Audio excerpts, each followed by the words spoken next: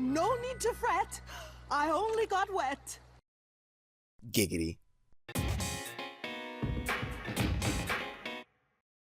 Alrighty, after covering a whopping 5 episodes in the last roundup, this month we have another 5 episodes. What is Rest? Episode 17. I've said it before and I'll say it again. The new Changelings are adorable.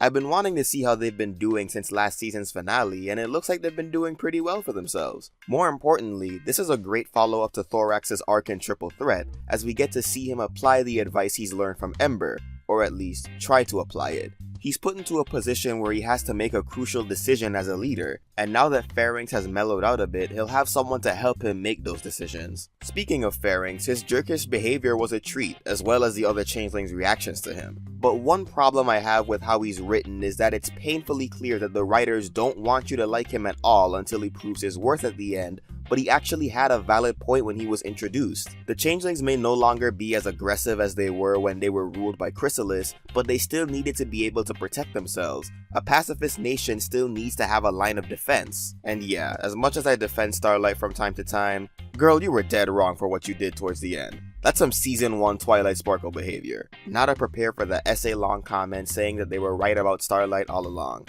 Still a fun episode though.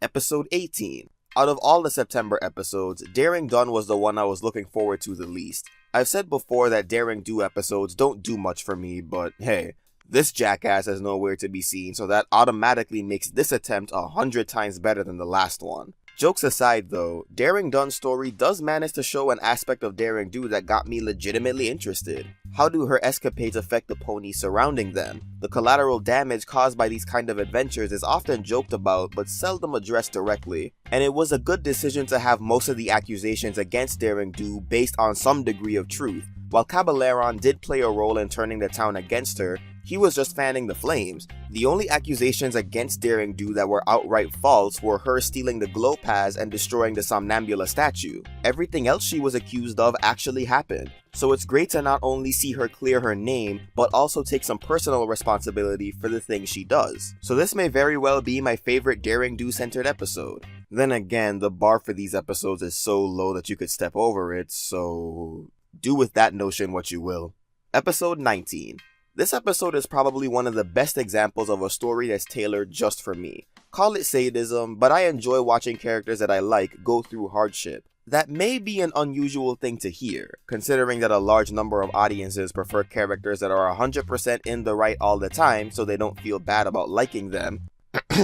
But some of my favorite episodes of the show involve characters that I like being put through the ringer, either mentally or physically. It makes their eventual triumph that much more satisfying. There's also an added bonus when Rarity is involved. She has the most vocal range out of the whole cast, which leads to her more dramatic moments being highlights of the episodes that they're in. Whether she's indulging in a detective fantasy, having a fake emotional breakdown, or having a real emotional breakdown. Put it all together and it's easy to see why I would enjoy an episode like It Isn't the Main Thing About You. It's chock full of the hammy Rarity antics that I love. People think that it's the memeable faces that make these moments great, but it's actually how they're delivered. It's one thing to just draw a creepy face, but actually setting up and selling an effective scene with that face? That takes skill, and that's worth a whole lot more than some silly hairstyle. Seriously, who thought this shit was cute?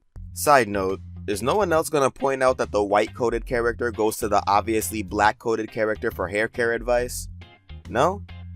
Okay. Episode 20. Fluttershy is just killing it this season. I'm glad that the show is still finding new and creative stories for her ever since her character got a major upgrade post season 4. I just got done talking about stories that push characters to their limits in the previous episode, and A Health of Information is another shining example of this. This is the first time an episode has shown Flutters going this far for someone she cares about, and yet it's perfectly believable for her. The idea of Fluttershy going out of her way to help the sick has been part of her character since the very first season. This episode just takes it to its logical extreme. So we get a good character being pushed to her limits and a strong lesson on top of that? I don't like to make calls for the top 5 this early, but I can guarantee that this is going to be on there. Aside from that, we also get another Legends of Magic feature, along with more setup towards the finale. But lore is tertiary to story, so there's not much to talk about there. Next, episode 21. This episode was a bit of a chore. I see it the same way I see Rock Solid Friendship. There's a great lesson behind it, and this one in particular is something I can really get behind, but everything that comes before it makes me question whether or not it was worth the ride. For Rock Solid Friendship, it was Pinkie Pie. For Marks and Recreation, it was Rumble being an insufferable little shit with the average brony's understanding of what a cutie mark means. One could say that the whole purpose of this episode was to deliver the message that cutie marks don't restrict you from doing things outside your special talent, but we're in season 7 by this point, and contrary to what we like to believe, children aren't stupid. The target audience is smart enough to pick up an idea like this intuitively by simply watching the show. I suppose it's a bit more irksome for me because I've had many conversations with fans that have the same flawed view of cutie marks that Rumble does, and the episode just reenacts those same conversations, but this feels like an episode we should have gotten in season 1, when we were still being introduced to the world and everything felt new. But 7 years into the show's run? A little late, don't you think, DHX? At the very least, I can say that the CMC's annoyance with Rumble helped the medicine go down a tiny bit, but Marks and Recreation was still a pretty mediocre episode overall. So that does it for the September roundup. But while I have you guys here, I might as well cover one last thing. Zecora. She's been featured in 2 consecutive episodes this month, and since I made a video discussing my disappointment with the way she's been used a year ago, I anticipated that there would be some questions about whether or not her recent appearances have done anything to change my view. Sadly, they haven't.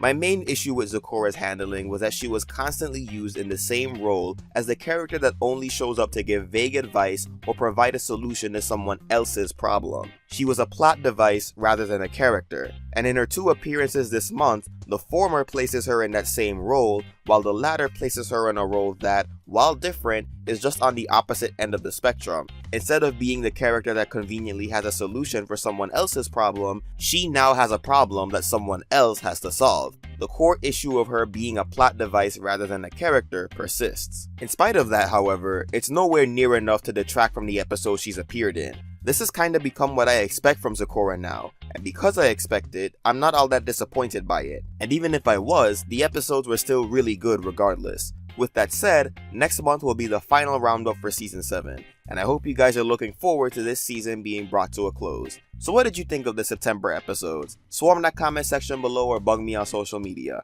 and consider supporting me on Patreon as well. Until next time, keep it sketchy, folks.